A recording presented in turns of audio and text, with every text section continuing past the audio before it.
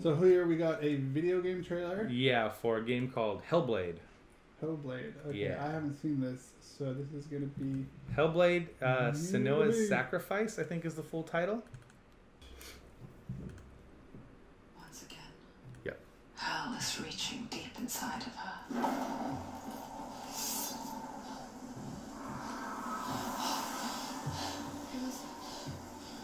Stormy seas and lost souls. Oh, that's good. She's dreamt of this before. The graphics. Yes.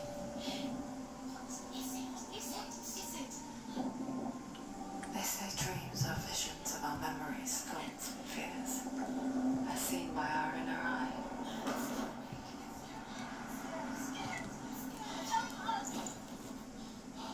What if each one of us is always dreaming, even when awake? And we only see what our inner eye creates for us. Is this what hell is? A world shaped by Senua's nightmares. Maybe that's why people fear seeing the world through her eyes. Because if you believe that Senua's reality is twisted, you must accept that yours might be too.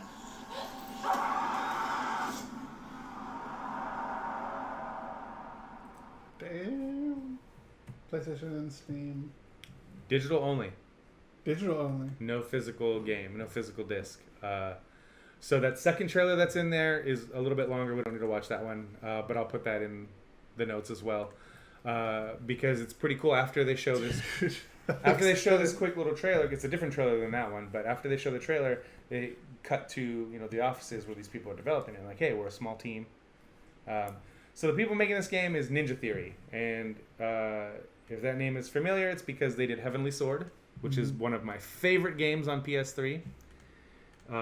They did Enslaved, Odyssey to the West, which is another one of my favorite games on PS3. And in those games, they worked with Andy Serkis and his company for the facial capture and motion capture stuff. Andy Serkis plays characters in both of those games as well.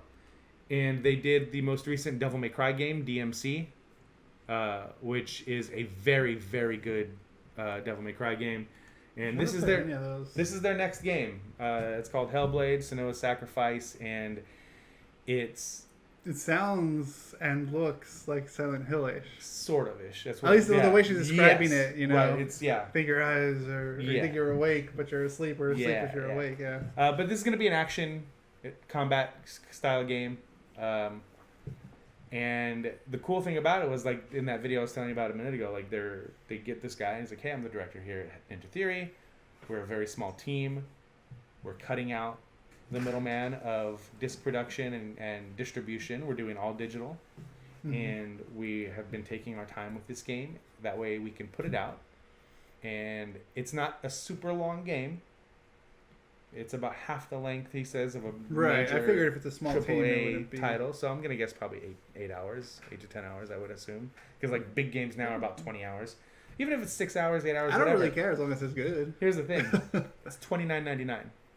It's not bad. No, it's super cheap. That sounds for what, 20 hours? You said? Probably about, I'd say 8, maybe 10 tops. Oh.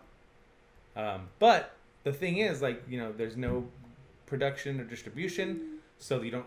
Because if this game was coming out on disc, it would be $60 game. You said they're an independent company? So Ninja Theory is an independent company, but Sony is publishing this game. Oh, okay. Which is why it's only on PlayStation and on Steam. Gotcha. Okay. But I want to make sure it's justified for. I mean, if that's much and it's like a small team, I'll be all right paying that much money. Yeah, and it's gonna be super high quality. They said that their mission on this game was, we want to make a AAA game, visually, graphically, story-wise, gameplay-wise. We want to make a big game, but with a small team, cut out any extra costs, and get it straight into the hands of the consumer. So it's only going to be $30, which I think is awesome.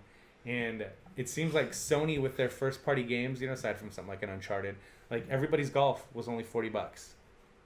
Those are full-price games on every other console. This game's only $30.